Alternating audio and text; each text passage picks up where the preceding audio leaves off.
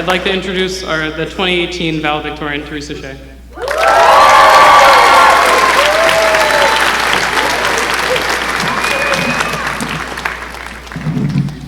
Hello everybody, and thank you for coming this evening. Whew, wow, I think the last time I was this nervous about giving a speech was back in middle school, when we had to give persuasive speeches. Those were the good old days, when we tried to convince each other that we deserved recess, that the uniform was suppressing our individuality, and that The Matrix was the best movie ever made. Now, as a proper Latin nerd, and as most of my fellow classmates know, a valedictorian is supposed to present a farewell statement. But I've never been very good at saying goodbye, so I'll start off with some thank yous to all the people who have made this day possible. To the parents, thank you for keeping the lights on past midnight while we frantically finish 5-hour-long problem sets or start essays due the next day. Thanks for all the packed lunches and rides to school. Thanks for not checking plus portals too much and calling in when we were sick. But most of all, thank you for always believing in us. Though we quite literally wouldn't be here without you today, it's been your unwavering love and support that have gotten us through these years. To the teachers, the ones who have stayed, the ones who have left, and to the one that graduated AMSA only to come back to teach us.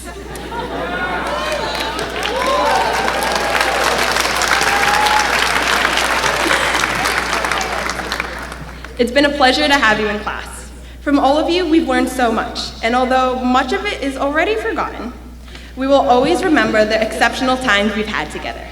Since the days of double-period ELA and spin-kicking desks, to the multiple times you've called us out for uniform and told us to read the specs. You've shown us how to apply ourselves and inspired us to work hard. Thank you for all the hours you've spent before, during, and after school. Your guidance has been instrumental to our growth. So, to every beloved teacher we'll miss, and to every fish tie wearing teacher we won't. Thank you for the lessons you've planned, the advice you've given, and the time you've dedicated to us. To the administration, we've been so extremely lucky to have you this past year. The pride you have for this school and confidence you have in every single one of us has created an incredible foundation for our education. Though in past years we've had a lot of people come and go, we all know that you're here to stay. Your enthusiasm for this school is unmatched, and your commitment to the AMSA community is heartwarming. I can't wait to see how you continue to grow our school. Finally, to the class of 2018, my fellow seniors. Wow, I can't believe we made it. When I look back on the 7 years we spent together, it's remarkable to see how much we've gone through. Now, I could try to give you all some advice, but I think we had some pretty good up here. So instead, I've come up with what I think is a pretty cute metaphor for our times at AMSA, the game Chutes and Ladders. Now imagine the game board. It's covered with over 1,000 little squares, some connected by long-reaching ladders, others by downward-sloping slides. You have an initial idea of how you want to get to the top. Get good grades, make good friends, etc. But the spinner takes you to places you weren't expecting, taking steps that lead you towards setbacks you weren't anticipating, but also bring you to new paths that spring you forward. In the beginning, we all start at the same place, square one. We're tiny 6th graders sitting in the lower school, listening to some upper schoolers talk about how when they were first at AMSA, they had to play soccer in the cafeteria. It's kind of interesting, but we aren't really listening. It's more fun to peer around and try to figure out who we're going to become friends with. Back then, making friends was really all that was on our minds. But if you're like me, you forgot that new friend's name every period and had to awkwardly ask for it again and again, and then a few more times. But that's okay, because you soon realize that you'll get to know the people in your class really well, since you're stuck with them for every single period. As the day progresses, you get used to the same faces and the same obligatory, "Good morning, Miss So-and-so." And as the weeks go by, you fall into a routine and are happily scheduling your A-B day binders.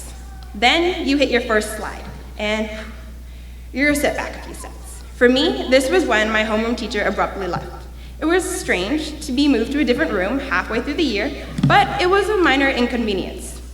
Over the years, we have endured several of these sudden departures.